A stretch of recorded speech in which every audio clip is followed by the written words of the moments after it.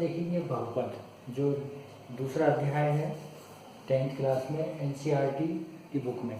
बहुपद, जैसे बहुपद अपन ने पिछली कक्षा में पढ़े हैं, वीजी व्यंजक वगैरह, एक पद वाले, दो पद वाले, ये सभी बहुपद होते हैं। बहुपद कैसे होते हैं, इसमें अपन एक घात वाले, दो घात वाले और तीन घात वाले और बहुपद को पहचानिए कैसे, क्या खास बात होती है वो देखते हैं।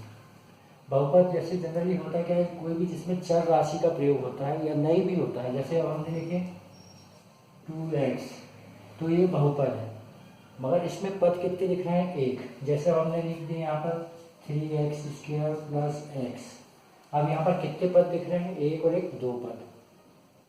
ऐसे बहुपद ये कहेंगे एक जिसमें एक पद हो या एक से अधिक पद हो। अब इनकी घातें क्या होती है, जैसे हमने लिखे 2x² धन 3x ऋण 4 या 48 लिख दिए, या अपन ने लिख दिए 30, या लिख दिए 2x धन ऋण 3 धन 4 0, इस टाइप का कोई भी लिख दिए, या अपन ने लिख दिए 3x² धन 2x ऋण x। तो इस टाइप के जो भी जिसमें अपन संख्याओं के साथ किसका प्रयोग करते हैं, चर राशि का। चर राशि अर्थात अंकों की जगह अपन x y z dash dash dash या ABCD का प्रयोग करते हैं, PQRS का करते हैं, TU का करते हैं, तो ये चर राशि कहलाती है। और अचर राशि क्या होती है, अपन को मालूम है ऑलरेडी। अचर राशि अर्थात अपनी प्राकृत संख्याएं 1 0 1 2 3 4 या पूर्ण संख्याएं, ये सभी अचर है, मतलब इनका मान परिवर्तित नहीं होता। 1 2 3, ये 3 है तो हमेशा 3 ही रहेगा। अब x y z है तो इनका मान क्या परिवर्तित हो सकता है, मतलब किसी व्यंजक में उसका मान 2 आया, किसी को 3 आया, तो इसलिए इसको चर राशि कहते हैं और इनको अचर राशि कहते हैं। अब इन्हीं चर राशियों का प्रयोग करके अपन ये बहुपद बनाए जाते हैं। और आपके कोर्स में है रैखिक बहुपद।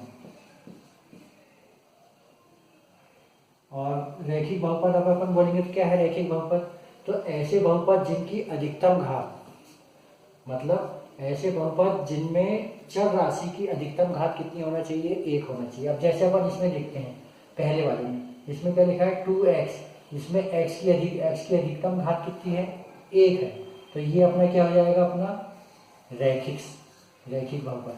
अब दूसरा ये है 3x² प्लस x, अब इसमें x तो चर राशि है मगर इसकी अधिकतम घात कितनी है, 2, तो ये क्या कहलाएगा, अपना द्विघात बहुपद। कौन सा बहुपद कहलाएगा, द्विघात बहुपद। अब इस बहुपद में लिखेंगे, इसमें 2x² प्लस 3x प्लस -48 है, इसमें भी 1 2 3 पद तो है, बहुपद है ये। अब इसमें x की अधिकतम घात कितनी दिख रही है अपन को, 2, तो ये भी किसके अंतर्गत आएगा, ये द्विघात बहुपद। अब हमने यहाँ पर 30 लिखे, अब अपन बोलेंगे इसमें चर राशि तो दिख ही नहीं रही है, तो ये बहुपद कैसे होगा। अब इसको हम बताते हैं, इसलिए 30 लिखा है, 30 लिखा है, इसको अपन ऐसा भी लिख सकते हैं x की घात 0, तो इस बहुपद की घात कितनी है, 0 है। इस बहुपद की घात कितनी है, 0, इसकी घात कितनी है,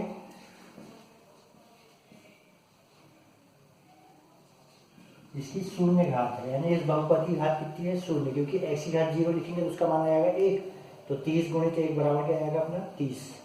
ठीक है, अब अगले में देखते हैं 2x ऋण 3 धन 40, इस टाइप का मान कुछ भी हो, तो इसमें चर राशि की अधिकतम घात कितनी है, एक ही है, तो ये क्या है, कौन सा बहुपद कहलाएगा, ये भी रैखिक बहुपद। रैखिक बहुपद की घात कितनी होती है, 1, जिसकी एक घात होती है उसको रैखिक बहुपद कहेंगे। अब मान लो यहाँ पर 2x² है प्लस 2x है, मान लो यहाँ पर x की घात 3 होता, तो इसमें लिखेंगे, इसमें x की घात तो 2 है, इसमें 1 है, मगर अधिकतम घात कितनी है, 3, तो इसको अपन क्या बोलेंगे, त्रिघात बहुपद। यानी जैसे जैसे घातें बढ़ती आएगी वो उसके पहले आएगा।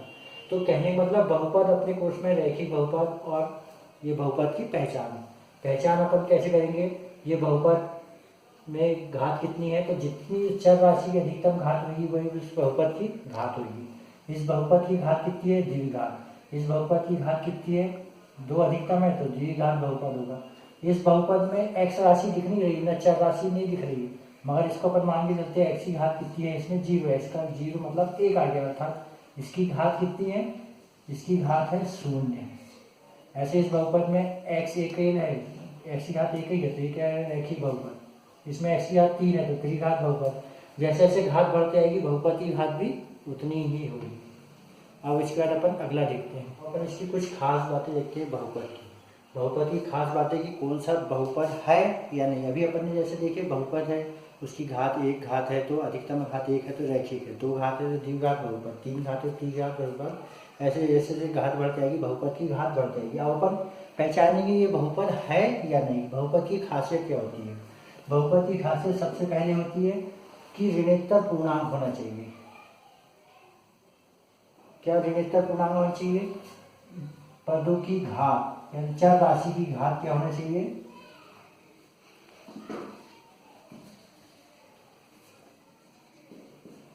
चर की घात कैसी होना चाहिए, सबसे पहले ऋणोत्तर पूर्णांक होना चाहिए। ये मेन बात, यानी पदों के लिए मेन खास बात क्या है, उसमें जो भी चर राशि x y z है अपन ABCD जो प्रयोग कर रहे हैं उसकी घात कैसी होना चाहिए, ऋणोत्तर पूर्णांक। ऋणोत्तर से समझ में आता है मतलब ऋणात्मक नहीं होना चाहिए। कैसे नहीं होना चाहिए,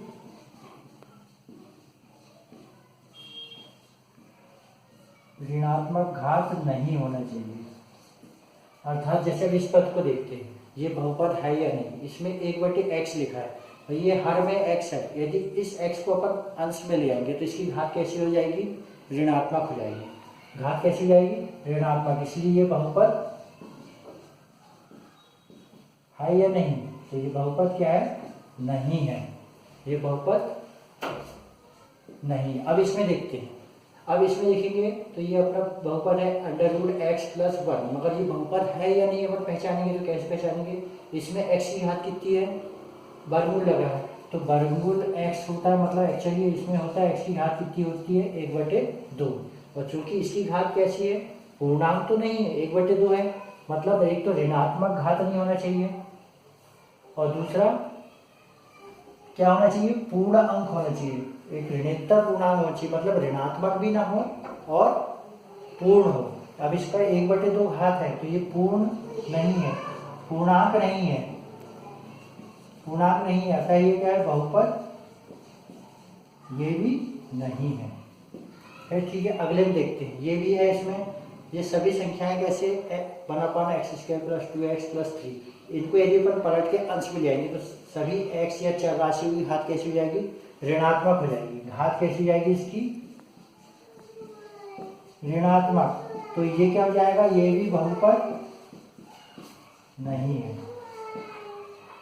ये भी बहुपद नहीं है। अब जैसे कुछ और उदाहरण बताते हैं, जैसे अब कुछ और उदाहरण बताते हैं। जैसे अब हमने मान लो यहाँ पर लिखे, इसमें हाँ एक खासियत तो ये होना चाहिए और दूसरी एक और क्या होना चाहिए, जैसे हमने बताया एक तो ये हो गई खासियत कि उस पदों की घात कैसे होनी चाहिए, ऋणोत्तर पूर्णांक होनी चाहिए, मतलब घात ऋणात्मक नहीं होनी चाहिए। जैसे अब हमने लिख दिए x की घात ऋण 3 (2), तो ये ऋणात्मक घात है तो ये भी बहुपद नहीं है, बहुपद नहीं है, क्योंकि ये ऋणोत्तर होना चाहिए, मतलब ऋण छोड़ के पूर्ण अंक होना चाहिए।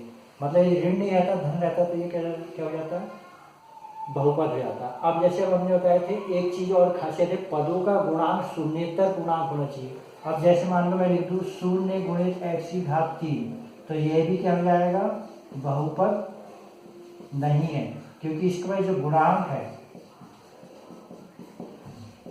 जो चर राशि का गुणांक है वो क्या है,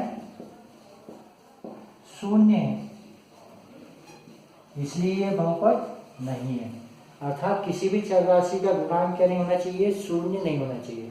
मतलब क्या खासियत है बहुपद होने के लिए, एक तो चर राशि की घात चाहे 1 हो, 2 हो, 3 हो, 4 हो, कुछ भी हो, पूरा अंक होना चाहिए, 1/2 इस टाइप की नहीं होनी चाहिए। इसलिए वर्गमूल वाले जितने भी चर हैं ये सभी बहुपद नहीं होते हैं।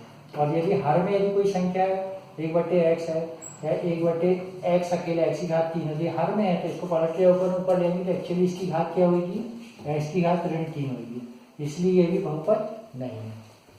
साथ में बहुपद की एक खासियत और होती है, पदों का गुणांक शून्येतर पूर्णांक होना चाहिए। शून्येतर मतलब 0 को छोड़ के पूरा अंक होना चाहिए।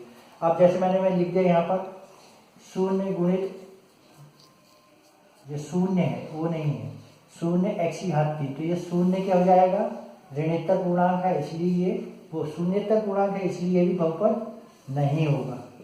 तो समझ में आए बहुपद होने की खासी बात क्या है, उसमें रैखिक बहुपद, त्रिघात बहुपद अपन ने ये देख चुके हैं। अब बहुपद है या नहीं अपन पहचानेंगे कैसे?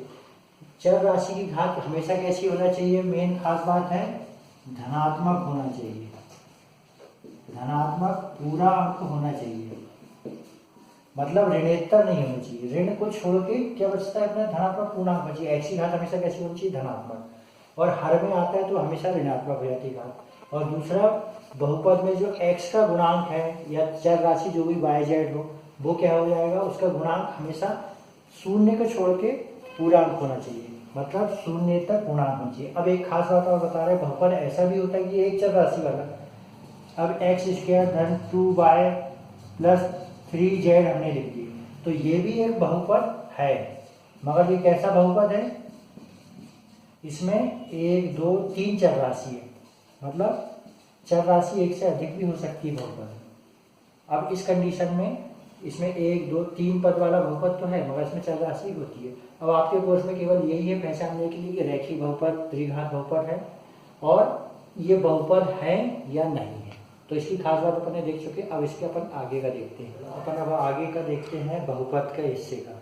जैसे हम बताए थे बहुपद अपन पढ़ रहे थे, कौन से बहुपद है, कौन से बहुपद है जिसकी एक घात होती है वो रैखिक बहुपद, जिसकी 2 घात होती है वो द्विघात बहुपद, जिसकी 3 घात होती है वो त्रिघात बहुपद। हमने ऑलरेडी बता चुके हैं आपको कि जो भी चर राशि की अधिकतम घात होती है वही बहुपद की घात होती है। इसमें चर राशि की अधिकतम घात क्या है? 2 है। एक्स की घात इसमें 1 है, इसमें एक्स की घात 2 है। एक्स क्या है इसमें? चर राशि, तो इसकी अधिकतम घात 2 है तो द्विघात बहुपद, इसमें एक्स की अधिकतम घात 1 है तो रैखिक बहुपद। अब आपके कोर्स में इन बहुपदों का शून्यक, अर्थात चर राशि का ऐसा मान जिससे बहुपद का पूर्ण मान शून्य हो जाए, वो उसका शून्यक कहलाता है। अब शून्यक अपन ग्राफी विधि से कैसे ज्ञात करते हैं वो देखते हैं।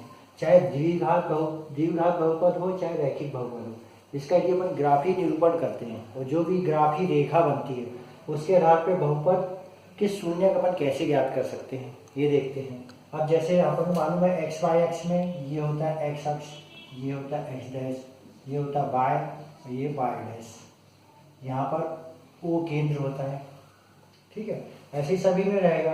अब अपन मान लो कोई अपन ने रैखिक बहुपद जैसे ये लिए पी एक्स है, मान लो कोई रैखिक बहुपद या पी एक्स द्विघात बहुपद, इसका एक अपन ग्राफ बना रहे हैं, तो उसका ग्राफ की मान लो रेखा एक ऐसी आई। अब जैसे मान लो चाहे द्विघात बहुपद का हो चाहे रैखिक बहुपद का, अब इसका चर राशि इसमें क्या है? एक्स, और एक्स अक्ष ये अपना क्या है? एक्स अक्ष। तो जो भी ग्राफ रेखा एक्स अक्ष को जितनी बार काटेगी उसके शून्यक उतने होंगे। अब जैसे ये ग्राफ रेखा अपन देख रहे हैं, मान लो अपन इसका ग्राफ ही निरूपण करें, ये ग्राफ है तो कहाँ पर काट रही है? एक बिंदु पे काट रही है, तो ये एक बार काट रही है इसको एक्स अक्ष को, एक बार एक्स अक्ष को काटती है तो शून्यकों की संख्या कितनी होगी उसकी? शून्यक उसके होंगे 1, शून्यक की संख्या होगी 1 शून्यक होगी। अब मान लो कोई ग्राफ रेखा ये एक्स अक्ष है, ये एक्स डैश, वाई डैश जो केंद्र, और कोई ग्राफ रेखा ऐसी जा रही है तो एक्स अक्ष को कितनी जगह काट रही है? 1 2 3। एक्स अक्ष को कितनी जगह काटी उन्हें? 3 बार काटी है। किसको काटती है ये? एक्स अक्ष को। एक्स अक्ष को कितनी बार काटी तो इसकी शून्य की संख्या कितनी होगी?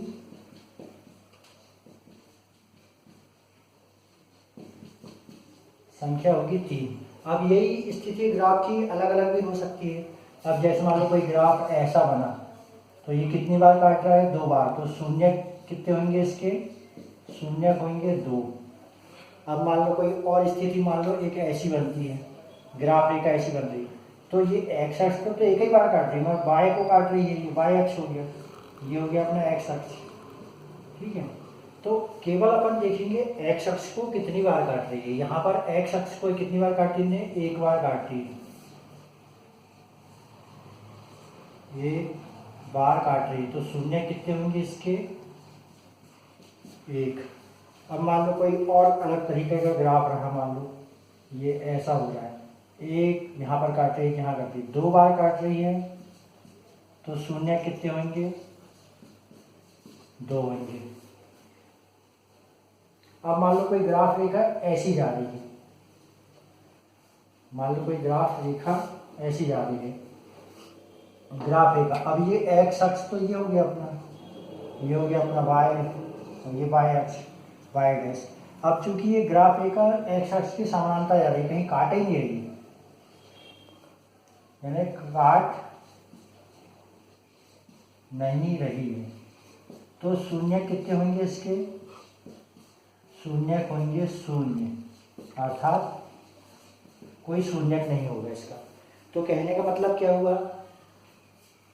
कोई भी रैखिक बहुपद हो, द्विघात बहुपद हो, उसका यदि अपन ग्राफी निरूपण करते हैं और एक्स वाई अक्ष में उसको डालते हैं, तो यदि उसकी चर राशि एक्स है, इस बात का जरूर ध्यान देना कि इसकी चर राशि क्या हो? एक्स हो। यदि मान लो वाई हो तो वाई अक्ष पर लेंगे अपन एक्स चर राशि ले रहे हैं, रैखिक बहुपद हो, द्विघात बहुपद हो, तो वो एक्स वाई अक्ष में निरूपण करते हैं अपन उसका ग्राफी निरूपण। तो एक्स अक्ष को जितनी बार रेखा काटेगी, जैसे यहाँ पर काट के एक बार और सीधी चलेगी, तो एक ही बार काटी तो उसके शून्य कितने होंगे? 1। अब इसी स्थिति में जैसे अपन देखते हैं, ये रेखा ऐसी घूमी, ऐसी गई, तो एक बार यहाँ काटी, एक बार यहाँ काटी, एक बार यहाँ, तो कितनी बार काटी? 3 बार काटी, तो शून्य की संख्या कितनी होगी? 3। अब जो ग्राफी निरूपण में ऐसा आ रहा है, एक बार यहाँ काटी, एक बार यहाँ काटी, तो शून्य कितने होंगे? 2। मगर किस अक्ष को काट रही है ये? एक्स अक्ष को। अब यहाँ पर देखिए काट तो 2 जगह रही है, मगर ये एक्स अक्ष को कितनी बार काटी है? एक बार वाई को। तो एक्स अक्ष को हमने कितनी बार काटी? एक बार। से शून्य की संख्या कितनी होगी? 1।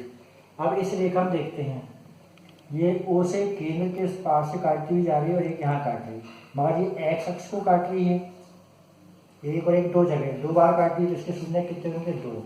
अब इस रेखा को देखते हैं, ये रेखा ना केवल वाई अक्ष को काट रही है, एक्स अक्ष को कहीं से काट नहीं रही है, पैरेलल जा रही है, ये काट नहीं रही है एक्स अक्ष को, इसमें शून्य की संख्या कितनी होगी? 0 होगी या कुछ नहीं होगी। कहने का मतलब ये कि कोई भी रैखिक बहुपद या द्विघात बहुपद का जब ग्राफी निरूपण करेंगे, जितनी बार वो एक्स या वाई अक्ष को काटेगी उतने ही उसके शून्य होंगे।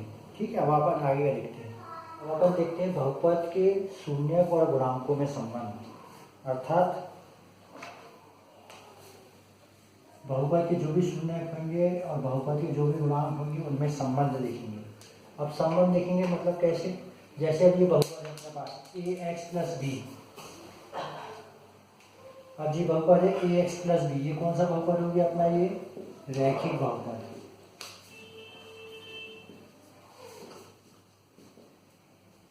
रैखिक बहुपद अर्थात इसमें जो भी चर राशि, जैसे इसमें है x, ये भी तो अपनी पूर्णांक है, x इसमें चर राशि, तो चर राशि का अधिकतम घात कितनी है? इसमें 1 है, तो इसलिए इसको कैसे बहुपद कहेंगे? रैखिक बहुपद। अब इसके शून्य क्या होते हैं?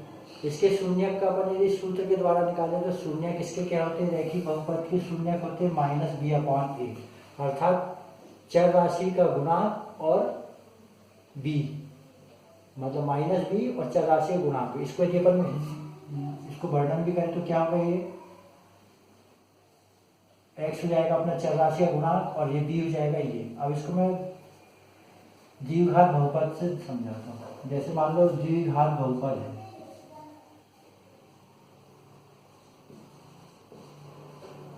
जैसे द्विघात बहुपद का मानक रूप और मान के चलते हैं ax² + bx + c। इसमें द्विघात बहुपद में क्या होता है? x की या चर राशि की अधिकतम घात कितनी होती है? 2, ax² + bx + c। मगर यहाँ पर एक खास बात होती है, जहाँ पर a ≠ 0, जहाँ पर a क्या होना चाहिए? 0 को छोड़ के कोई भी संख्या हो सकती है, धनात्मक ऋणात्मक सभी। यदि मान लो यहाँ a 0 हो जाएगा तो ये पता ही 0 हो जाएगा, कुल मिला के रैखिक बन जाएगा, इसलिए a यहाँ पर 0 ना हो, जहाँ पर a ≠ 0। इस कंडीशन में बहुपद के गुणांक और उनमें संबंध क्या होता है? द्विघात बहुपद में यदि मान लो इसके अपन शून्यक मान लो, इसके द्विघात बहुपद के यदि शून्यक माने, एक मान ले अल्फा, एक मान ले बीटा, तो इनमें संबंध क्या होता है? इसका संबंध होता है शून्यकों का योगफल, शून्यकों का योगफल। योगफल अर्थात एक शून्य का अपन माने अल्फा और दूसरा माने हैं बीटा, इन दोनों का योगफल क्या होगा, माइनस बी अपॉन ए। शून्यकों का योगफल होता है तो अल्फा बीटा बराबर क्या होगा, माइनस बी अपॉन ए। और यदि शून्य, एक कंडीशन ये हुई और दूसरी होती है शून्यकों का गुणनफल।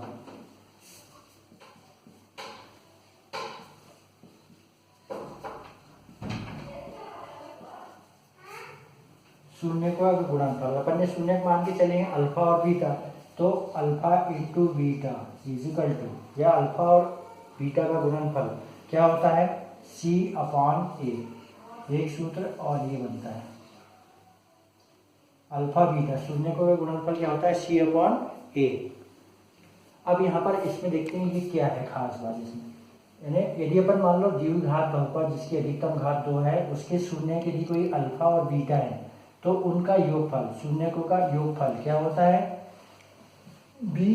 बी क्या है यहाँ पर, एक्स का गुणांक माइनस एक्स का गुणांक, मतलब एक्स चर राशि का गुणांक बटे ए क्या है यहाँ पर, एक्स स्क्वायर का गुणांक, ये मतलब ये कुल मिला के शून्य का योगफल क्या होगा, अल्फा बीटा बराबर क्या होगा, एक्स का गुणांक मतलब बी, उसमें अपन लगाएंगे ऋण, और एक्स स्क्वायर का गुणांक, इन दोनों का भिन्न या बटे वाली संख्या ये होगी। और शून्यकों का गुणनफल क्या होता है, शून्य के गुणनफल अपन देखिए अल्फा बीटा का गुणनफल क्या होगा, सी अपॉन ए। सी यहाँ पर क्या है, चर राशि के अचर राशि, अचर राशि अर्थात अचर राशि, और ए क्या है यहाँ पर, एक्स स्क्वायर का गुणांक, एक्स स्क्वायर का गुणांक, मतलब ये शून्य का गुणनफल क्या होगा, अचर राशि बटे एक्स स्क्वायर का गुणांक। तो ये है द्विघात समूह, द्विघात बहुपद के गुणनफल, अल्फा बीटा या शून्य जो मान के चले उनका गुणनफल, और जो अल्फा बीटा का योग क्या होगा ये। और इसी आधार पे रैखिक बहुपद का भी यही होता है, रैखिक बहुपद में भी क्या होता है, माइनस बी अपॉन ए, माइनस बी अपॉन ए। बी यहाँ पर भी क्या हो गई अपनी, इसमें कोई गुणांक है क्या, नहीं, ये अचर राशि है और एक्स का गुणांक। यदि इसको अपन वर्णन करें तो क्या हो जाएगा, बी यहाँ पर अपनी होगी अचर राशि बटे क्या है, एक्स का गुणांक, मगर अचर राशि के आगे क्या लगा यहाँ पर, ऋण चिन्ह, माइनस अचर राशि बटे एक्स का गुणांक। और इसी को अपन अभी आगे सवालों में देखेंगे, ठीक है, आगे अपन देखते हैं। बहुपद के आगे का हिस्सा देखते हैं। इसका एक क्वेश्चन का एक एग्जाम्पल है, आपकी बुक में दिया है कि बहुपद x square plus 7x plus 10, बहुपद के शून्य ज्ञात करना है और शून्य व गुणांकों में संबंध की जांच करना है। अब जैसे कैसे करेंगे ये अपन देखते हैं, ठीक है। तो सबसे पहले अपन बहुपद उतारते हैं। बहुपद अपना ये दिया है x square plus 7x plus 10। अब इस बहुपद का अपन को शून्य ज्ञात करना। शून्य ज्ञात करने से हमने बताया शून्य होते क्या हैं, शून्य चर राशियों के ऐसे मान होते हैं जिसका मान इस बहुपद में यदि अपन रखें तो उसका मान पूरा क्या होना चाहिए, शून्य होना चाहिए। जैसे मान लो एक्स का जो भी मान रखे, एक्स का जो भी मान रखे वो होना चाहिए शून्य।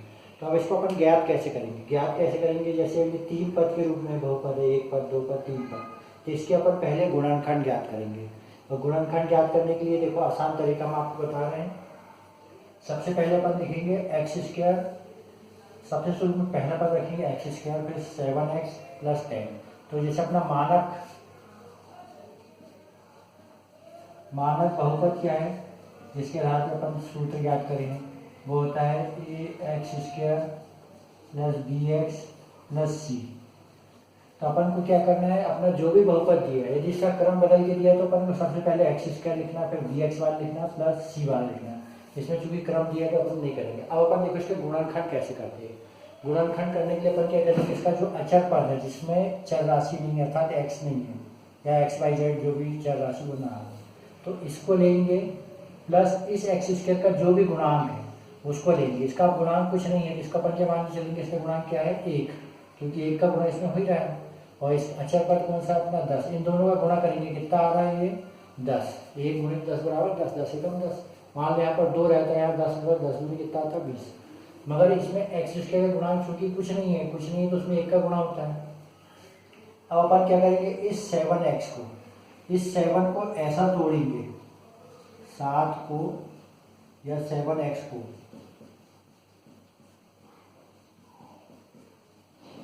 ऐसा तोड़ेंगे कि उसके तोड़ने में जो गुणनफल क्या है वो भी अपना यही आए। तोड़ेंगे कि उनका गुणनफल कितना है वो भी आना चाहिए 10, क्योंकि यहाँ पर कितना आया है 10। अब अपन देखते हैं, जैसे अपन को 7 को तोड़ना है, चलो 7 को अपन ने तोड़े 1 धन 6, मगर 1 और 6 का गुणा करते 6 कम क्या आ रहा है 6, तो ये अपना गलत है। अब अपन देखते हैं 7 को फिर तोड़ के देखते हैं, 2 धन 5, अब 2 गुणित 5 कितना हो रहा है 2 पंचे 10, तो अपन आ गए राइट जगह पे। अर्थात अपन ने एक्स स्क्वायर का जो भी गुणांक है और अचर पद या अचर राशि इन दोनों का गुणा करके देखते हैं, यदि जो भी संख्या आ रही वो संख्या इस बीच वाली संख्या अर्थात एक्स वाली राशि को ऐसा तोड़ेंगे कि 2 पद में तोड़ेंगे कि उनका गुणनफल भी अपना आना चाहिए 10। अब अपन देखते हैं 7 को अपन ने तोड़े, पहले तोड़ के देखे, 1 धन 6 भी होता है 7, तो 1 और 6 का गुणा करें 6 आ रहा, तो ये अपने लिए क्या हो जाएगा राउंड। फिर 7 को अपन ने तोड़ के देखे, 2 + 7 2 + 5 बराबर क्या होगा 10, वो 7, और 2 और 5 का गुणा करेंगे तो 2 पंचे 10, तो अपन यहाँ पर राइट, तो 7 को अपन तोड़ते हैं तो अपना ये सवाल यहाँ से आएगा। ये इतना एक्स्ट्रा अपन ने क्या करे हैं, एक्स्ट्रा करे हैं, राइट, ये समझाने के लिए करें। अब अपन देखते हैं अपना बहुपद है x² + 7x + 10। अब इसको अपन x² को तो x² ही रहने देंगे, 7x को अपन चूंकि यहाँ पर +7x है तो +2 और +5 लेंगे तो 7 हो जाएगा। तो अपन यहाँ पहले 2 भी लिख सकते हैं, चाहो तो 5 भी लिख सकते हैं। जैसे हम लिख सकते हैं 2x + 5x, 2x और 5x मिलके हो गया 7x, प्लस हो गया ये 10। अब अपन क्या करेंगे, इसमें से कॉमन निकालेंगे, क्योंकि अपन को गुणनखंड याद करने में कॉमन निकालेंगे। क्या करेंगे, कोई भी 2 पद लेंगे, कोई भी 2 पद लेंगे। चाहो तो आप 5x पहले लिख सकते थे, 2x बाद में लिख सकते थे, उससे कोई फर्क नहीं पड़ता। चलो अपन लेके देखते हैं। अब इसमें देख रहे हैं x² मतलब क्या हो रहा है, इसमें x का 2 बार गुणा हो रहा है, x गुणित x। इसमें क्या हो रहा है, इस पद में x का x में गुणा हो रहा है, इसमें क्या हो रहा है 2 में क्या काय का गुणा हो रहा है x का, तो इसमें भी x का गुणा हो रहा है, इसमें एक x में x का गुणा हो रहा है। तो अपन क्या करते हैं, एक x को अपन कॉमन ले लेते हैं। चलो कॉमन लिए अपन कोष्टक लगाए, तो इसमें से एक x बाहर ले लिए तो अंदर क्या बचेगा x, क्योंकि x का x का गुणा होगा क्या हो जाएगा 2, यानी x की घात 2 हो जाएगी, x² हो जाएगा। अब इसमें से अपन ने x बाहर निकाल लिया, चूंकि अपन यहाँ कौन सा x निकाले हैं, प्लस लगाए, चिन्ह नहीं लगा तो क्या होता है ये प्लस ही होता है, तो प्लस x बाहर निकाले, चूंकि यहाँ पर भी प्लस चिन्ह है तो अंदर क्या आएगा प्लस, क्योंकि प्लस का गुणा प्लस होता है, प्लस धन का गुणा धन में होता है तो क्या आता है धन में आता है। इसमें से x निकाले अपन ने तो अंदर क्या बचेगा 2।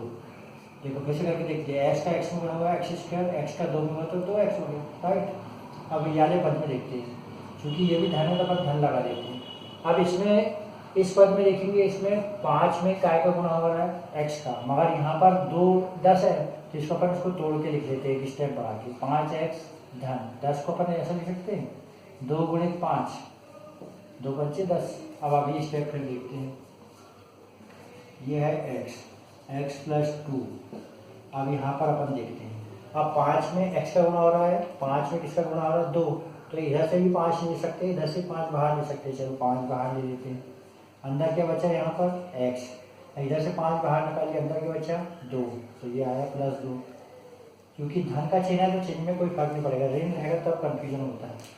चलो अब अपन ने क्या करें, इसमें से 5 में x का गुणा हो रहा था, 5 बाहर लिए, अंदर x बचा, 2 में 5 का गुणा हो रहा था तो अपन 5 बाहर निकाले, अंदर बचा 2, 10 को अपन ऐसा करेंगे। अब अपन देखते हैं और क्या कॉमन ले सकते हैं, अपन को कुल मिला के कॉमन ही लेना है, यहाँ पर लिख देते हैं हम क्या कर रहे हैं अपन, ये कॉमन लेने पर, ये समझने के लिए है, इसको नहीं भी लिखेंगे आप तो क्या हो जाएगा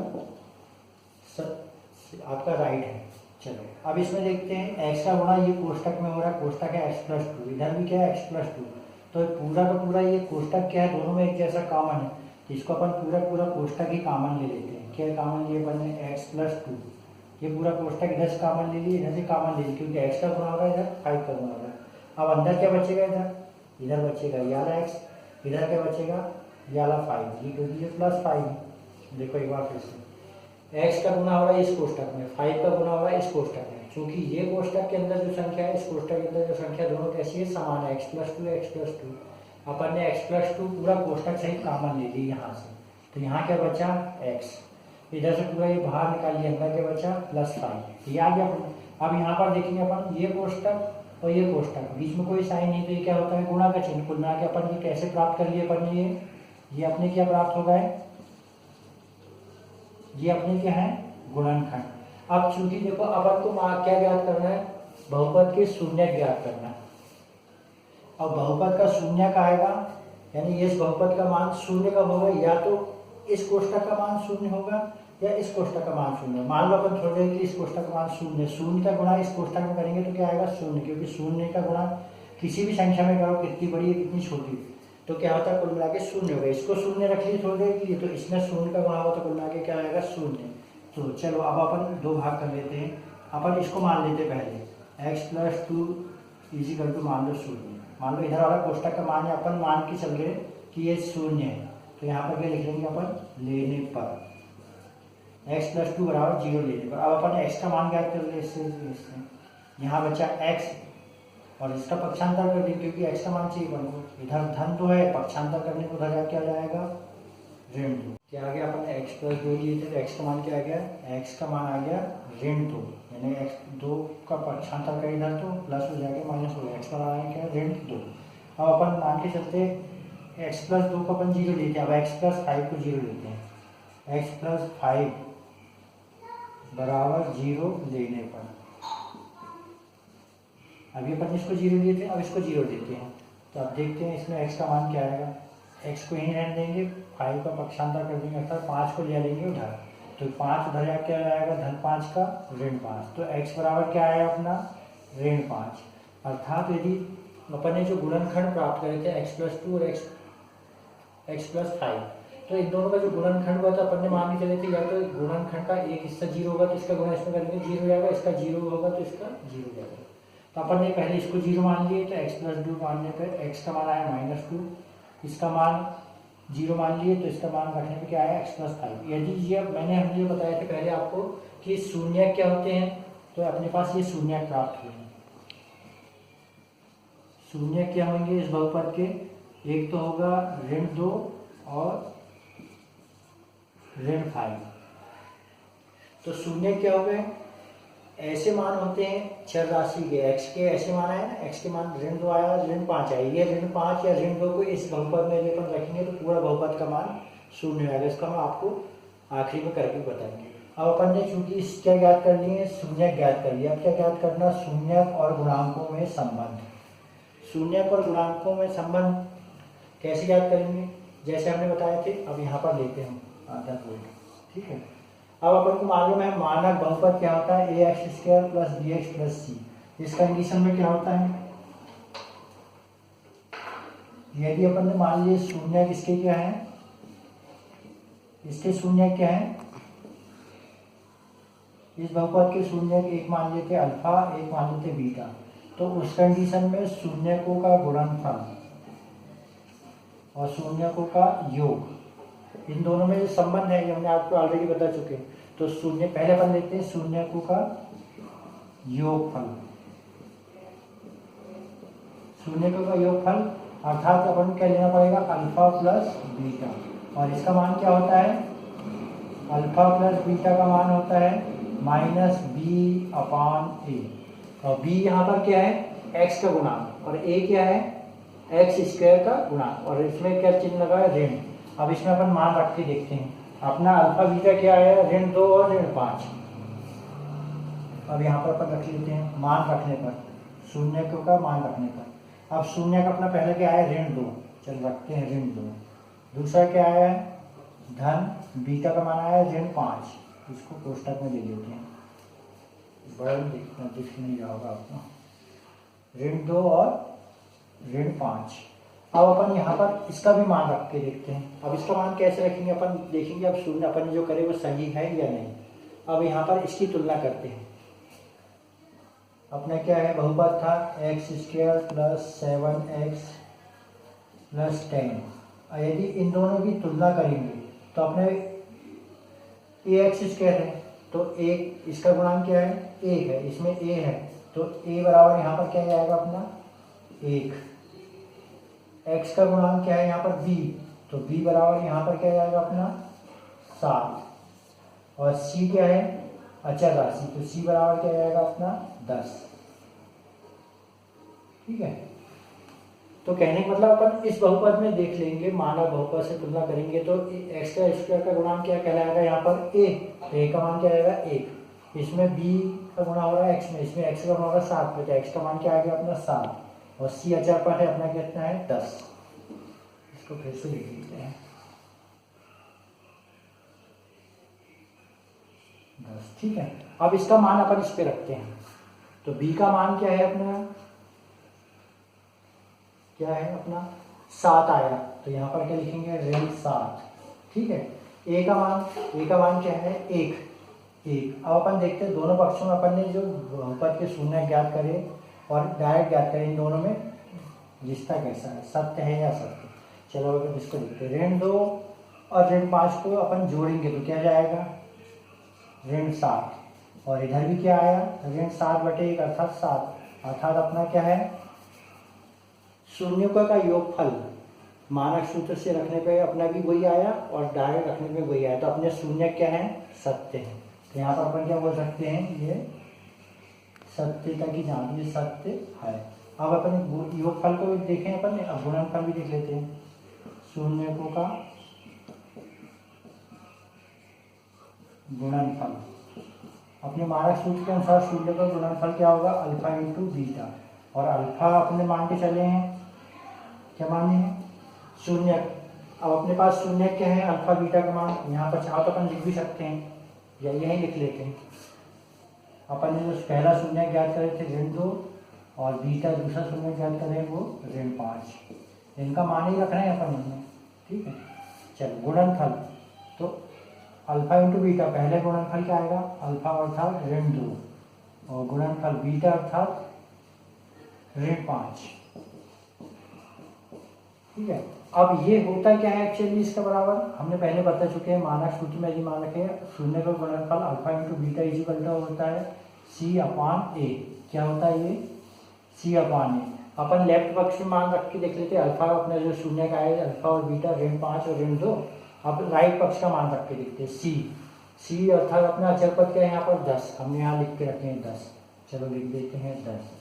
a का मान क्या है यहाँ पर 1 है, क्योंकि x² गुणांक क्या है 1, चलो रख के देखते हैं।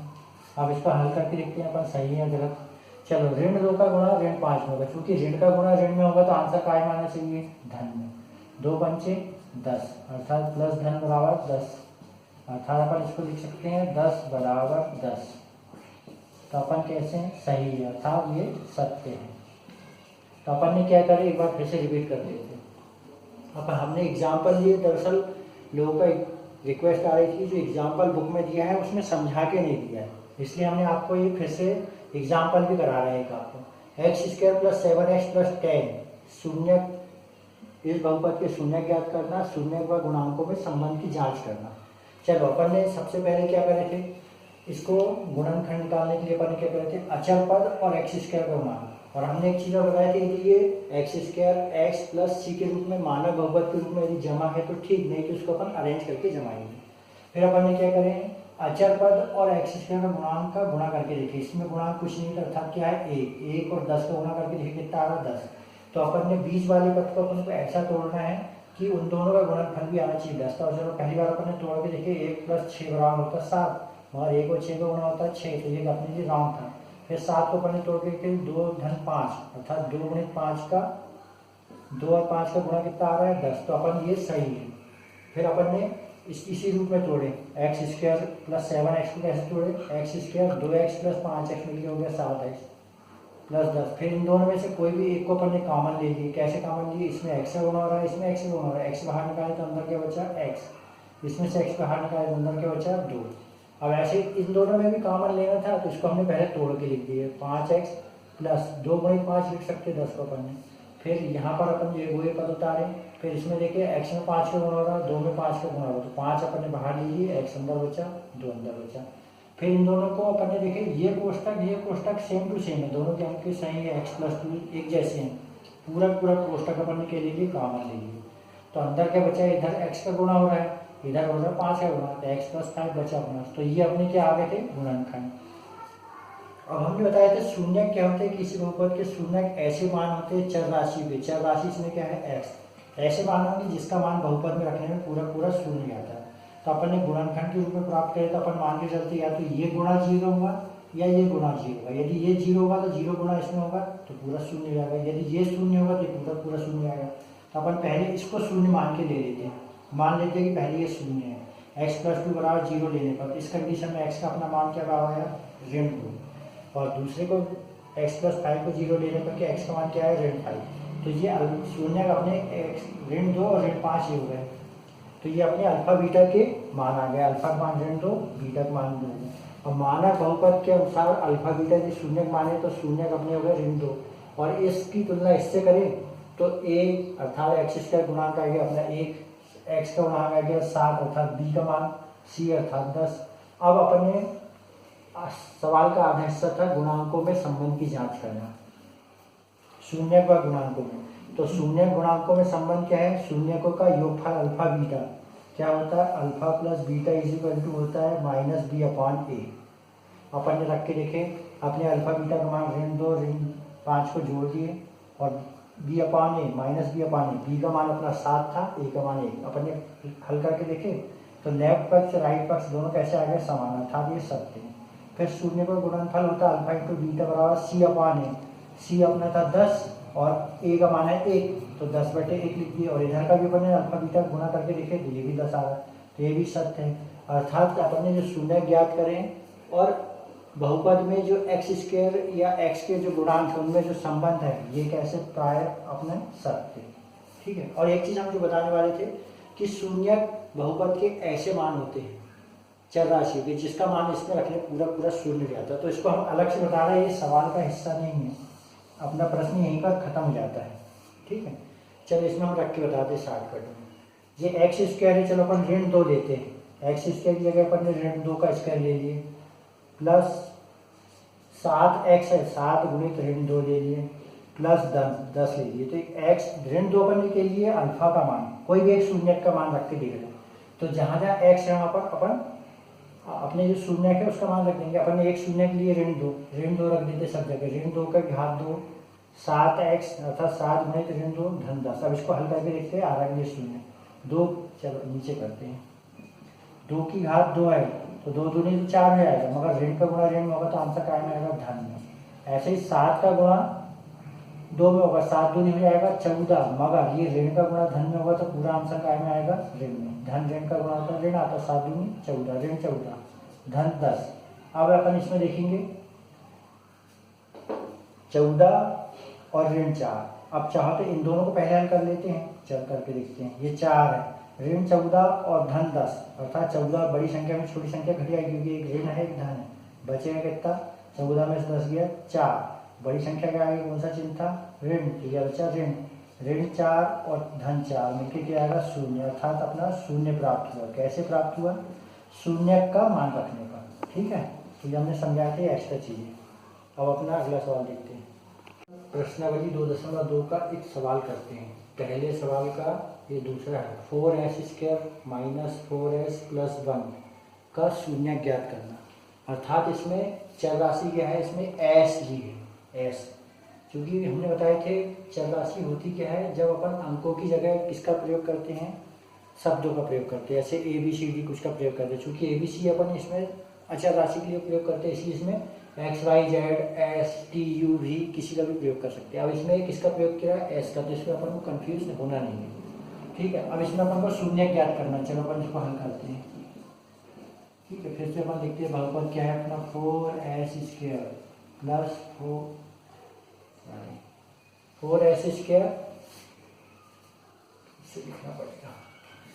बहुपद क्या है अपना, 4s की घात 2, ठीक है, ऋण 4s + 1, ठीक है, यही है। एक्स की जगह इसमें क्या लिया हमने, एस।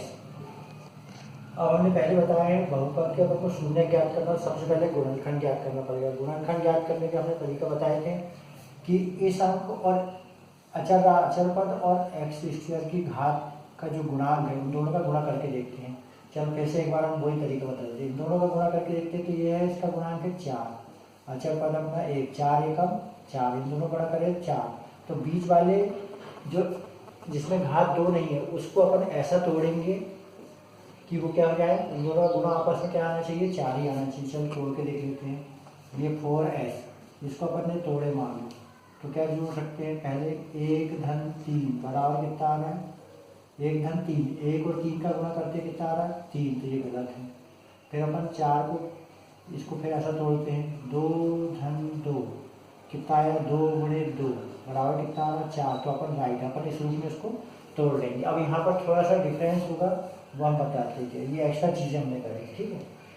अब हम फिर से बहुपद को उतारते हैं यहाँ पर, ठीक है। क्या है अपना 4s की घात 2 ऋण 4s प्लस 1। चलो इसको हल करते हैं। अब 4s की घात 2 तो वही रहेगा सेम 4s की घात 2। अब ऋण 4 को अपन को दो पदों में तोड़ना है, 2 और 2 के रूप में। क्योंकि यहाँ ऋण पद है तो अपन धन 2 नहीं लिख सकते, अपन क्या लिख सकते हैं इसको, ऋण 2s, ऋण 2s, ऋण 2s है, ऋण 2s है, दोनों जोड़ के क्या आएंगे, ऋण 4s, राइट। तो अपन को ऐसा नहीं धन ही जोड़ना है कि ऋण को ऋण के रूप में भी तोड़ सकते हैं। ऋण 2s मिलकर ऋण 4s हो गया। अब इसमें अपन को कॉमन लेना है। चलो इन दोनों में देखते हैं पहले। इसमें 4s में किसका गुणा हो रहा है, इसमें 4 का गुणा आ रहा है इसकी घात 2 में, इधर किसका गुणा आ रहा है 2 में, किसका हो रहा है s का। तो ये पूरा 2s अपन बाहर निकाल सकते हैं। कैसे निकालेंगे देखते हैं इस तरीके। इसको अपन ऐसा लिख सकते हैं 2 गुणित, चलो एक स्टेप आपके लिए और बढ़ा देते हैं, 4 का अपन लिख सकते हैं 2 गुणित 2 और s को क्या लिख सकते हैं, चलो गुणित s गुणित s। समझाने के लिए हमने एक स्टेप और बढ़ा दिया। अब यहाँ पर क्या बचा अपना ऋण 2s धन 1, ठीक है। अब इसमें से कॉमन लेते हैं अपन। अब देखते हैं इस पद में से, इसमें 2 का गुणा हो रहा है s का गुणा हो रहा है, 2 का गुणा हो रहा है s का, इधर क्या है पद में 2s। यदि अपन पूरा 2s बाहर निकाल दें तो अंदर क्या बचता है, इधर अंदर क्या बचा है इसमें, ये पूरे गुणा के रूप में 1 2 बाहर निकाले तो अंदर क्या बचा है 1 2। इधर अपन ने 1s बाहर निकाले तो अंदर क्या बचा 1s, राइट। ये 2 4 को 2 गुणित 2 के रूप में तोड़ दिए, s को s गुणित s के रूप में तोड़ दिए। तो ये अपन ने 1 2 बाहर निकाले, 1s बाहर निकाले, ये निकाले ये निकाले तो अंदर क्या बचा, ये 2 बचा, ये s बचा, अर्थात 2s बाहर निकाले तो अंदर क्या बचा 2s। अब इस पद में देखते हैं, इस पद में 2 ऐसे ही है, पूरा बाहर निकाल लेंगे तो इसको क्या बचेगा, अंदर 1 बचेगा, क्योंकि इसको अपन 2s गुणित 1 लिख सकते हैं, राइट। चाहो तो आपके लिए एक स्टेप और बढ़ा भी देते हैं, रहने देते हैं, समझ में आएगा। फिर अगले इसमें देखते हैं, इन दोनों में क्या समानता दिख रही है अपन को। इधर में से 2s है, इधर 1 है, अपन कॉमन कुछ नहीं ले सकते। चलो अब अपन यहाँ पर क्या करते हैं, ऋण कॉमन ले लेते हैं। आपको समझाने के लिए एक स्टेप बढ़ा ही देते हैं। चलिए इस स्टेप को मैं फिर से लिख रहा हूँ। ये 2s को अपन ऐसा लिख सकते हैं ना, 2s गुणित 1, कोई फर्क पड़ेगा क्या, ऋण 2s में 1 का गुणा करें तो ऋण 2 आ गया। अब यहाँ पर इस पद को भी मैं फिर से उतार देता हूँ, ये 2s को भी ऐसा लिख सकते हैं 2s गुणित 1 धन 1। अब देखो मैं क्या चेंज कर रहा हूँ, एक बार फिर से बता दे रहा हूँ आपको। 4s स्क्वायर को अपन ने क्या लिखे, 4 को तोड़ दिए 2 गुणित 2, s को तोड़ दिए s गुणित s, इस पद को तोड़े हमने पहले, ये वाले पद को, ये आ गया। फिर इस 2s को अपन ने क्या लिखी, 2s गुणित प्लस 1 का गुणा करें तो भी वही आ गया, 1 का गुणा किसी में करो वही संख्या आती है। इसमें भी ऐसे कर दिए, 2s में हमने 1 का गुणा कर दिए धन 1 का, यहाँ पर चूंकि ऋण है तो गड़बड़ हो जाएगा, ऋण, ये भी ऋण है ये भी ऋण। इस 2s को भी हमने क्या छोड़ दिए, 1 का गुणा कर दिया, इस 1 को वैसे लिख दिए। अब अपन इसको देखते हैं चारों पद को, ये 4 पद हो गए अपने, 1 2 3 4। अब फिर से यहाँ पर आते हैं, इसमें से हमने 2 कॉमन लिए तो अंदर बचा 1 2, इस s को बाहर निकाले तो अंदर बचा s, अर्थात 2s बाहर निकाले तो अंदर बचा 2s। अब इस पद में देखते हैं, इसमें 2s में गुणा किसका हो रहा है, 1 का, तो अंदर क्या बचा 1, मगर चूंकि हमने धनात्मक 2s बाहर निकाला तो अंदर क्या बचेगा ऋण 1। अब ऐसे ही इधर वाले पद में देखते हैं, इन दोनों पद में, इधर वाले पद में क्या है 1 है, इधर क्या है, इसमें भी 1 का गुणा हो रहा है, इसमें भी 1, इस 1 को भी अपन लिख सकते हैं 1 गुणित 1, लिख सकते हैं ना। अब यहाँ पर आप देखो ऋण चिन्ह का बाहर लेंगे तो कैसा होता है, इसमें ऋण है, इसमें ऋण है। अब चूंकि अपन को इधर वाले पद को देखते हुए चल रहा है, इसमें बीच में क्या ऋण है, इसमें ऋण धन नहीं है, धन है, तो अपन क्या लेंगे ऋण कॉमन। अब इसमें क्या है, इसमें भी 1 का गुणा आ रहा है, इसमें भी 1 का, तो अपन 1 कॉमन लेते हैं, मगर कौन सा 1 कॉमन ले रहे हैं, ऋण वाला। अपन ने ऋण 1 कॉमन लिए तो अंदर क्या बचेगा देखते हैं, धन क्या बचेगा इसमें से, ऋण 2s, क्यों, क्योंकि ऋण का गुणा ऋण में होगा तो ये धन जाएगा, मगर चूंकि यहाँ पर क्या है ऋण है तो इसमें क्या बचेगा अपना धनात्मक s, ऋण 1 बाहर निकाले तो अंदर क्या बचेगा धन, धन 2s में ऋण 1 का गुणा होगा तो ऋण s हो जाएगा। ठीक है, अब अगली स्टेप देखते हैं, इधर इसमें से भी अपन ने ऋण 1 कॉमन लिए तो अंदर क्या बचना चाहिए ऋण 1, क्यों, क्योंकि ऋण का गुणा ऋण में होगा तो क्या आएगा धन। ठीक है, अब अपन अगली स्टेप में आते हैं, इधर देखते हैं ये कोष्टक बिल्कुल सेम है, पूरा कोष्टक बाहर निकाल लेते हैं, क्या हुआ 2s ऋण 1 अपन ने कॉमन ले लिए। अब अंदर क्या बचेगा, इधर बचा 2s, इधर पूरा कोष्टक बाहर निकाल लिए तो अंदर क्या बचा ऋण 1, अर्थात क्या बचा अपने पास ऋण 2s ऋण 1, 2s ऋण 1। ठीक है, अब अपन इसको क्या प्राप्त कर लिए, अपन ने ये गुणनखंड प्राप्त कर लिए, गुणनखंड प्राप्त हो गया। अब अपन देखते हैं या तो ये पद शून्य है, ये पद शून्य है, क्योंकि सेम है तो अपन इसको दोनों को अलग अलग ले लेते चलो, क्योंकि 2 शून्य के आगे इसकी घात 2 है, किसी बहुपद की घात जितनी होती है उसके अधिकतम उतने शून्य प्राप्त होते हैं या उससे कम भी होते हैं। चलो अब देखते हैं, यहाँ पर इस पद को 0 लेंगे, मान लो 2s ऋण 1, 2s ऋण 1 बराबर 0 लेने पर, यहाँ पर लिख लेंगे अपन लेने पर क्या होता है देखते हैं, 2s को यहीं रख देंगे, ऋण 1 का पक्षांतर करेंगे उधर क्या हो जाएगा धन 1। अब s को यहीं रख देंगे और s और 2 के बीच में काय का चिन्ह है, गुणा करके 2s है, तो पक्षांतर करेंगे या तिर्यक गुणा करेंगे कहाँ जाएगा इसके हर में, क्योंकि धन चिन्ह है इसको अपन लिखते नहीं है, तो 1 का 1 लिखेंगे और 2 कहाँ चल जाएगा इसके हर में, तो s का 1 मान क्या आएगा अपना 1/2। अब दूसरे को शून्य लेंगे तो भी वही प्राप्त होगा, देखते हैं 2s ऋण 1 बराबर 0 लेने पर क्या होगा, यहाँ पर 2s यहीं रह जाएगा, इसका पक्षांतर करेंगे उधर जाकर धन 1 हो जाएगा, s को यहीं रख देंगे तो 2 कहाँ चल जाएगा उसके हर में, तो क्या प्राप्त हुआ अपने पास, दोनों शून्य प्राप्त होंगे, 2 गुणनखंड तो अपने प्राप्त करें, दोनों का मान क्या आ रहा है 1/2, अर्थात अपने शून्य क्या हो गए, शून्य के लिए अल्फा 1 को माने तो इसका मान आ गया 1/2, इसको बीटा माने तो इसका मान भी आए 1/2, अर्थात दोनों मान अपने कैसे आए समान। ठीक है, अब इसमें अपन सत्यता की जांच कर लेते हैं गुणांकों में और इसमें संबंध की सत्यता की जांच। चलो अब अपन देखते हैं शून्यों का योगफल, शून्यों का योगफल क्या होता है, alpha plus beta is equal to होता है -b/a। ठीक है, अब b क्या है और a क्या है इसको अपन ज्ञात कर लेते हैं। अपना बहुपद था 4s की घात 2 ऋण 4s धन 1 और मानक बहुपद अपना क्या है ax² plus bx plus c, ये मानक बहुपद है। अपन इससे तुलना करेंगे तो क्या पाएंगे अपन, x² का गुणांक क्या है यहाँ पर 4, x का गुणांक क्या है a, तो a का मान अपना क्या प्राप्त हो रहा है 4, इसमें s का मान ऋण 4 है, इसमें x का मान क्या है b, अर्थात b का मान क्या जाएगा अपना ऋण 4 और c का मान यहाँ पर क्या आ जाएगा 1, c बराबर आएगा 1। ठीक है, अब इन मानों को अपन रखते हैं, अल्फा बीटा का मान अपने पास ये आ भी चुका है, इसको भी यहाँ लिख लेते हैं। ये अल्फा का मान आया अपना 1/2, बीटा का मान आया 1/2, अल्फा बीटा क्या है अपने ये शून्यक है। ठीक है, अब इन मानों को इसमें रख के देखते हैं सत्यता की जांच। अल्फा प्लस बीटा, अल्फा का मान आया अपना 1/2 धन बीटा का मान भी आया 1/2। अब इधर वाले पक्ष में मान रख के देखते हैं -b/a, चलो ऋण लगा लिए, b का मान क्या है ऋण 4, कोष्टक में लिखते हैं ऋण 4, a का मान क्या है 4, अब ऋण का गुणा ऋण में होगा तो क्या आंसर आएगा, धन आएगा, धन 4/4। अब इन दोनों को जोड़ते हैं, चलो लघुत्तम आएगा, कितना आएगा 2, ऊपर क्या जाएगा 1 + 1। अब अपना हल करके देखते हैं, 1 को 1 में जोड़ कितना आया 2, 2/2। अब इधर देखते हैं क्या आया 4/4। अब इनको छोटा रूप में कर लेते हैं, संक्षिप्त कर लेते हैं, 2 एकम 2, 2 एकम 2, 4 एकम 4, 4 एकम 4। तो क्या आया अंदर अपना आंसर हल करने में 1 = 1, अर्थात ये सत्य है। ठीक है, तो अपना एक संबंध सत्य हो गया। अब दूसरा देखते हैं गुणनखंड वाला, शून्यकों का गुणनफल।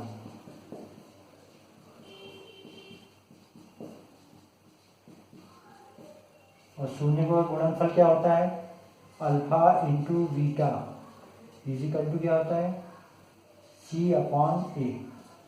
ठीक है, अब इसमें अपन मान रख के देखते हैं, अल्फा बीटा अपने पास 1/2 1/2 है। चलो 1/2 गुणित 1/2 लेफ्ट पक्ष में मान रखे। अब आपने रखते हैं राइट पक्ष में, C/A। C का मान कितना है अपना 1, A का मान कितना है 4।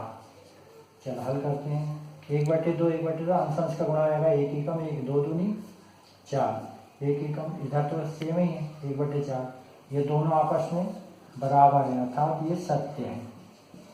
अर्थात अपन ने सिद्ध भी कर दिया कि शून्यक और उनके गुणांकों में संबंध जो होता है, अल्फा शून्यकों का योगफल -B/A होता है, ये सत्य है। शून्य का गुणनफल अल्फा × बीटा होता है C/A, ये भी सत्य है। तो अपन ने ये ज्ञात कर लिया। क्या करेंगे, अपन को शून्य ज्ञात करना था और शून्य के गुणांकों में संबंध। सबसे पहले अपन ने क्या करे, अचर पद और x² अर्थात यहाँ पर s² है, s² के गुणांक का गुणा करके देखे।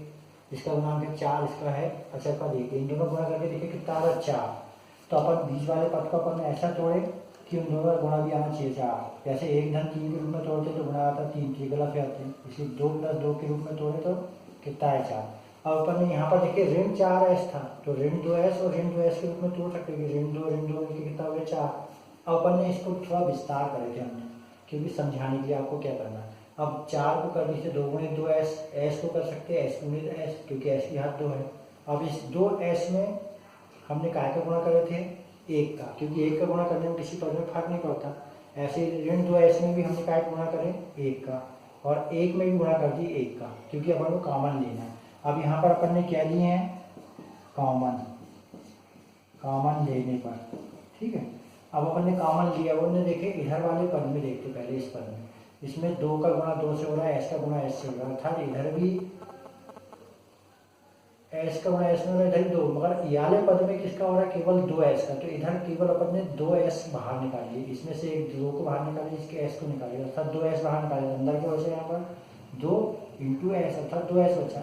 इधर वाले पद में से पूरा 2s बाहर निकालिए तो कितना बचा 1, चूंकि अपन ने धनात्मक बाहर निकाला था, धन कितना बचा ऋण 1। अब ऐसे ही यहाँ पर इस पदों में अपन ने क्या करी, यहाँ पर इस कोष्टक को देख के चले, यहाँ पर क्या लिखा 2 ऋण s, तो इधर भी अपन ने वैसे ही करे। तो अपन ने क्या कर लिया, पूरा ऋण कॉमन ले लिया, अर्थात इधर 2s में 1 का गुणा हो रहा था, 1 में 1 का गुणा हो रहा था, अपन ने क्या बाहर लिए ऋण 1 बाहर निकाल लिए, तो अंदर क्या बचेगा धन 2s। ठीक है, ऋण 1 बाहर निकालिए, अंदर 2s बचेगा, क्योंकि ऋण का गुणा धन में होता तो ऋण आ जाता। ठीक है, अब इधर तो आगे समझ में कि ऋण 1 बाहर निकाले।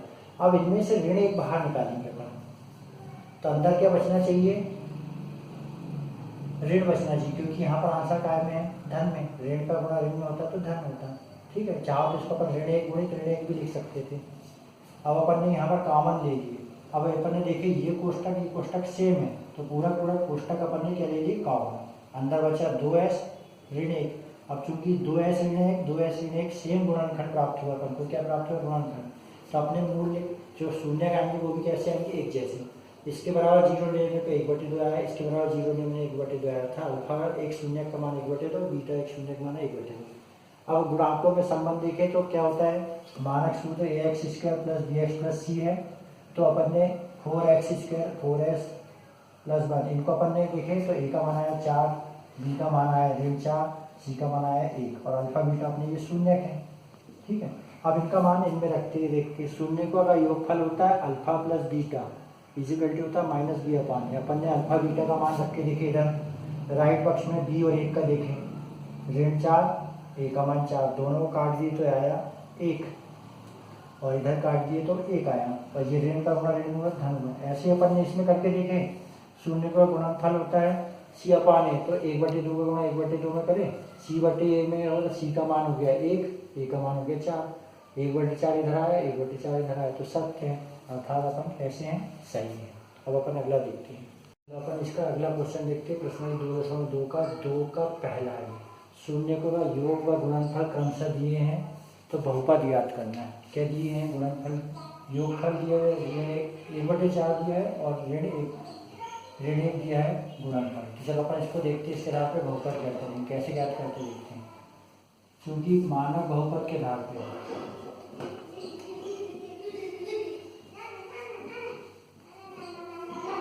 मानक अपना बहुपद क्या है, ax² plus bx plus c में अल्फा बीटा शून्यक है, तो अल्फा प्लस बीटा अर्थात शून्यकों का योग क्या होता है, -b/a। ठीक है, तो ये योगफल हो गया शून्यकों का योगफल। अब अपन इसमें मान रख के देखते हैं। अपने पास क्या दिया है, शून्यकों का योग दिया है 1/4, अर्थात क्या दिया है 1/4 बराबर कितना है, -b/a। अब चूंकि अपन को b का मान ज्ञात करना है b/a का, क्योंकि इसमें b का मान रखेंगे, a का मान रखेंगे, c का मान रखेंगे, तब बहुपद आएगा। तो अपन ऋण चिन्ह का दोनों में ऋण 1 का गुणा करने पर, ऋण 1 का गुणा करने पर, ये कहाँ करेंगे अपन, दोनों पक्षों में,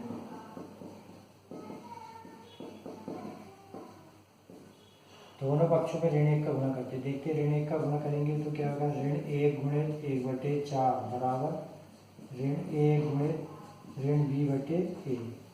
अब ऋण का गुणा 1 में होगा तो ऋण 1 हो जाएगा, ऋण 1/4, क्योंकि ऋण और धन का गुणा होगा तो ऋण हो जाएगा, ऋण 1/4, और ऋण का गुणा ऋण में होगा तो क्या आंसर आएगा, धन में, अर्थात b/a क्या हो जाएगा, ये a। अपन ने एक ये संबंध प्राप्त कर लिए।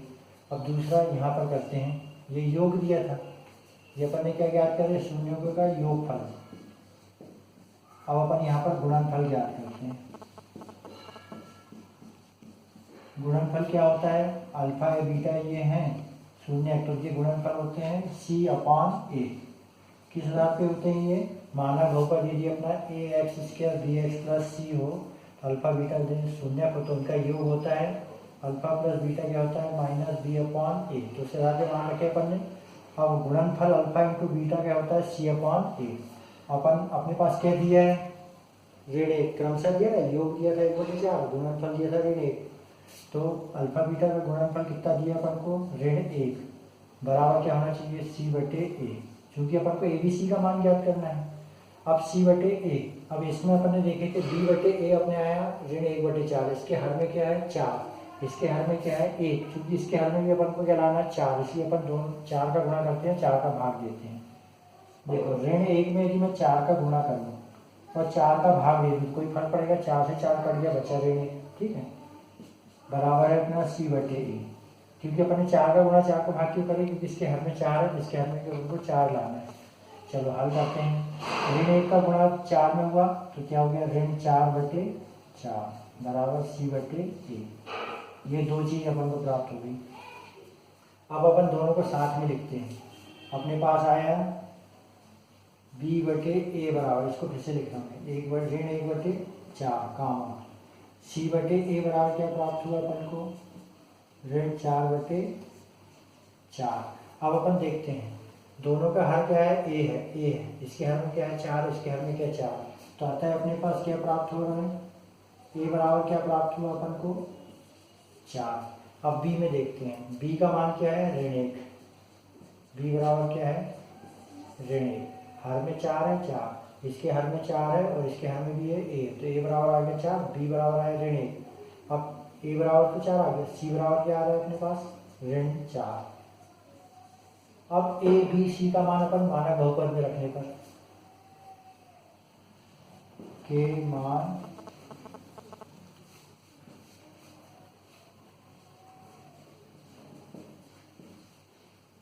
मानक बहुपद क्या है, ax² plus bx plus c में रखने पर, ये आपको लिखना पड़ेगा। अब अपने पास जहाँ जहाँ ए है वहाँ पर रख देंगे, अपन लिखते हैं यहाँ पर क्या है, माना बहुपद A X square plus B X plus C, मान रखते हैं, देखते हैं। ए की जगह पर क्या रख देंगे 4, तो क्या जाएगा 4 एक्स की घात 2। अब बी का मान क्या है ऋण 1, चलो अपन उसको भी वैसे लिखते हैं, ऋण 1 गुणित एक्स। सी का मान प्लस क्या है सी का मान भी ऋण 4 है, उसको हमने कोष्टक में लिखा। अब इसको अगले स्टेप में लिख देते हैं हल करके। 4 का गुणा एक्स में हो तो 4x स्क्वायर, तो ये तो पहले ही आ चुका है। अब धन का गुणा ऋण में होगा क्या हो जाएगा, फाइनल आंसर ऋण में। 1 का गुणा एक्स में होगा क्या हो जाएगा x। यहाँ धन का गुणा ऋण में होगा तो आंसर क्या हो जाएगा ऋण में, और यहाँ 4 का गुणा किसी में नहीं होगा तो सीधे सीधे 4, तो अपना आंसर क्या जाएगा बहुपद। तो दिए गए योग और गुणनफल के आधार पर अपना बहुपद आया, ये अपना उत्तर में आएगा आंसर, इसको अपन आंसर भी लिख सकते हैं। ठीक है, फिर से एक बार देख लेते हैं। शून्य का योग और गुणनफल क्रमशः हो तो बहुपद ज्ञात कीजिए। योग ये है और गुणनफल ये है। माना बहुपद A X square plus B X C में यदि अल्फा बीटा अपन शून्य मान के चल रहे हैं तो क्या होता है, अल्फा प्लस बीटा अर्थात शून्य का योगफल क्या होता है माइनस बी अपॉन ए, और गुणनफल अल्फा इंटू बीटा होता है सी अपॉन ए। इस आधार पर अपन इसको रख के लिखते हैं। 1/4 योग दिया था तो अल्फा प्लस बीटा बराबर अपन 1/4 रख दिए माइनस बी अपॉन ए। अब दोनों पक्षों में अपन चूंकि बी और सी और ए का मान चाहिए तो अपन ऋण बी को अपन हटाने के लिए धन बी कर रहे हैं, तो ऋण 1 का अपन ने गुणा करें, ऋण 1 का गुणा इधर करें तो इस पक्ष में भी करें, दोनों पक्षों में ऋण 1 का गुणा करें तो कोई फर्क नहीं पड़ेगा। तो इधर आप देखते हैं ऋण का गुणा 1 में हो तो ऋण 1/4 आ गया, ऋण का गुणा ऋण में हुआ तो धन b/a आ गया। इधर देखते हैं अल्फा इंटू बीटा, शून्य को अगर गुणनफल अपने पास दिया था ऋण 1 तो अपने ऋण 1 रख दिए, बराबर क्या होता है c/a, ऋण का गुणा। अब यहाँ पर इसके हर में 4 था तो अपन इसके हर में 4 लाने के लिए अपने क्या करें, अंश में 4 का गुणा करें, हर में 4 का गुणा करें, यहाँ 4 का गुणा 4 का भाग, तो इससे कोई फर्क नहीं पड़ेगा, तो 4 से 4 कट गया तो ऋण 1 बचा। अब इसका गुणा करके देखते हैं, ऋण का गुणा 4 में तो ऋण 4/4 बराबर c/a। अब इनको अपन ने इकट्ठा लिख लिए, b बराबर ऋण 1/4, c/a बराबर ऋण 4/4। अब इनकी तुलना करते हैं तो a हर में है 4, a हर में है 4, तो a का मान क्या है 4, b का मान क्या आएगा ऋण 1, b का मान ऋण 1, c का मान क्या आएगा ऋण 4। अब इन मानों को बहुपद, जो मानक बहुपद है इसमें रखने पर, मानक बहुपद अपना A X square B X plus C, तो ए बी सी का मान रख देते हैं। ए की जगह अपन ने 4 रखें, ए बराबर 4, बी बराबर है ऋण 1 तो ऋण 1 गुणित एक्स, सी का मान ऋण 4 है तो धन ऋण 4। फिर इसको हल करें अपन ने, 4 का गुणा एक्स में हुआ तो 4x स्क्वायर, ऋण का गुणा धन में हुआ तो ऋण एक्स, और 1 का गुणा एक्स में तो एक्स ही, धन का ऋण में हुआ तो ऋण, तो अपना आंसर आ गया। इसी आधार पर आप सारे सवाल करेंगे, फिर अगली यूनिट अपन अगले पीरियड में देखते हैं।